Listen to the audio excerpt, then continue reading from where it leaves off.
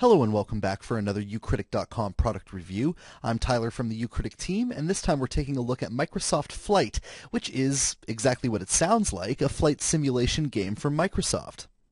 Our task here today is to evaluate just how good this flight sim is, and whether or not it stacks up against the gold standard in flight simulation, Flight Simulator X. Microsoft Flight can be had for free on the Steam client, and if you aren't already using Steam, it's the game delivery engine from Gabe Newell and the folks at Valve, makers of Portal and Half-Life games.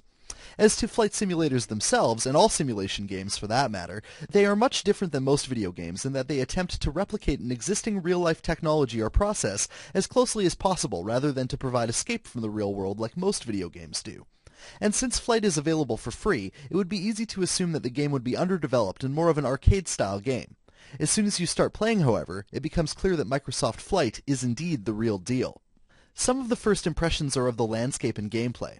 The game is set in Hawaii and beautifully rendered. The flight controls for the game are a mouse and keyboard combination and can also be set up around a proper flight stick peripheral, but the standard controls are well designed and usable.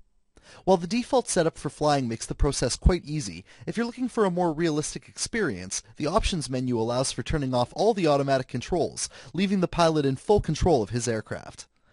There are a limited number of aircraft available to fly, which is to be expected from a free flight sim, and has only 2 unlockable planes, but there are inexpensive DLC packages available to unlock more planes as well. Particularly the Icon A5, one of the unlockable airplanes, is a dream to fly, so much so that it makes the user not so bothered by the lack of airplane variety. And back to the gameplay and realism. With all the flight assists turned off, the level of immersive realism is terrific. Full routines of pre-flight checks are required, just as a real pilot would have to do before liftoff. If you're more interested in the flying itself, you can automate these functions, but for those interested in the full flight experience, the options are there to make Microsoft Flight as real as possible without actually stepping onto the tarmac. Graphically, Flight is certainly nice enough, with a beautifully detailed cockpit that is completely interactive, and while the environment outside the cockpit is very detailed from a distance, the textures are a bit grainy up close. Of course, you should be spending most of your time actually flying, so that is a problem that you shouldn't encounter much. While the graphics are good, they are not the focus of the game.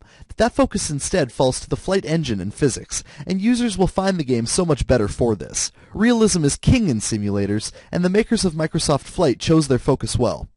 And there are a number of different modes of gameplay to keep you hooked on Flight, including challenging landing scenarios, navigation missions, obstacle courses, a free flight mode to get you familiar with the environment, and even a multiplayer mode.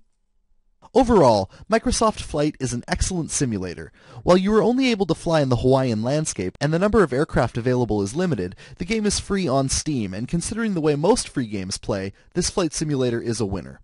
Both realistic and fun, Microsoft Flight is still no match for Flight Simulator X, but this game is likely designed as a gateway simulator to FSX to get people immersed in the experience and wanting more. In that, Microsoft has succeeded with flying colors, and I'd recommend getting your feet wet with Flight right away. For ucritic.com, I'm Tyler Rowe.